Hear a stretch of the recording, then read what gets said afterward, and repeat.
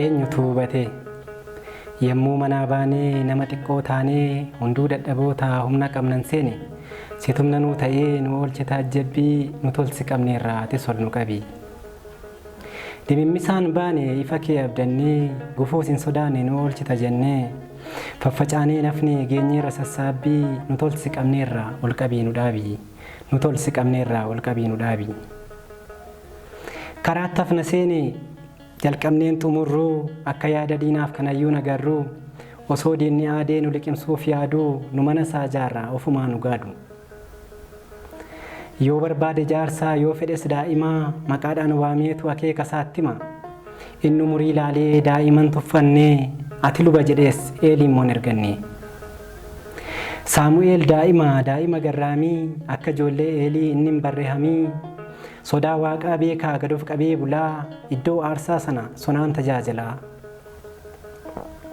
Yemmuu ijoolleen Eelii qoccolloo baay'iftuu iddoo aarsaa irratti yemmuu isheen ga'iftuu Waaqayyo dheekkamee Saamu'eeliin waamee badii maatii Eelii hunduma isaatti hime. Laphee daa'imaatiin akka Saamu'eelii bitaaf mirga laaliin gooftaa tajaajilii hundumtuu si marsee yoo hamaa godheyyuu gaarummaa kee hin gatu ni arga Waaqayyo. Irra qofa miti innoo keessa laalaa afaan qofa miti hojii kee madaalaa du'a namaan fedhu jireenyaaf kaadhimaa rifaasisuun beeku oduu hagaa hima. Ajjeesuuf kadhatu eeyyama gaafatu ragaatti dhiyeessu yakkuufamu ummatu akka seera Museetti du'atti murteessii ilaashee finnee irraa atuu mirkaneessii osoo isheen ejjituu qabnee sitti finnee ammuma haa ajjeesnu dhagaadhaan rukunnee jedhanii gaafatu barsiisonni seeraaf warri Fariisotaa harki isaanii silaa ajjeesuuf dheebota. Dhiifaman fedhanii ajjeesuu baranii ammas dhaabbatanii ajjeesnuu jedhani. Araaraaf kan dhufe inni abbaan dhiifamaa namnis maaliif du'e innis fannifamaa cubbuu kan hin qabne isheettaa dhiyaatu fedhus haa ajjeesu dhagaan haa rukutu jedhee yemmuu inni barreessu quba isaan lafatti lubbuun dubartittii naatee wixxifatti xalayaa du'a ishee kan barreessu seetee dhiphuun liqinfamtee yaadaan laga ceete. Cubbuun ishee golgamnaan barri ishee haara'ee quba mootii samiin seenaan ishee barraa'ee inni dhagaa baatus eenyutu ishee tuqee wal dhokatee bade hunduu wal miliqee wal dhokatee bade hunduu wal miriqee.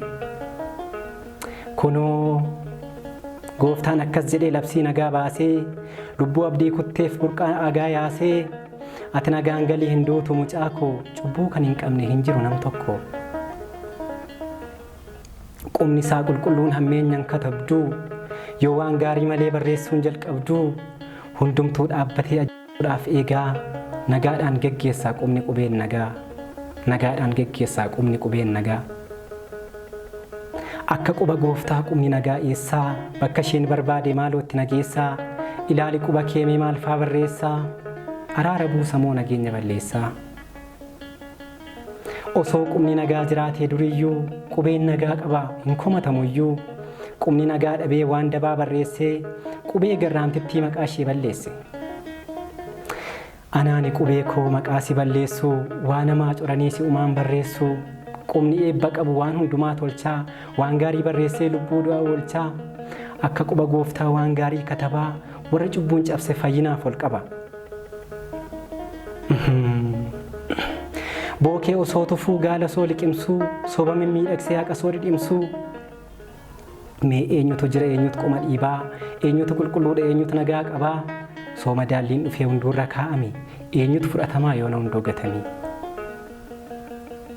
Gamna moo gowwaadhaa beekaa moo wallaalaa dukkanaan eenyutu beekee laalaa ji'aa dootti ibsee eenyutu aduu argee dhagaarra faca'ee sanyii eenyutu margee dhagaan dhagaa dhahee dhagaa kamtu dhiigee eenyu atileetiin bubbee wajjin fiigee poolisii isa kamtu gabaa callisiisee abbaa langaa kamtu du'aa adabsiisee injiinera kamtu daandii allaattii baasee qurxummii galaanaas eenyu kan leenjisee barsiisaa isa kamtu kanniisa barsiisee dhangaa damma caalu warshaa kamtu oomishee hojii harka waaqaa maaliin dorgomsiisuu eenyuun bira qabu eenyutti fakkeessuu akkamittiin yaaluu eenyutti qixxeessuu maaliin safaranii maalitti dhiyeessuu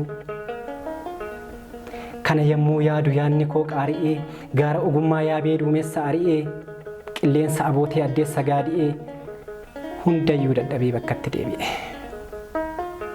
Galatatu caala oolmaasaa jajachuu gadof deebisanii isa waaqeffachuu icciitii dhokataa naa mul'isi jechuu isaaf ajajamaa hojii isaa hojjechuu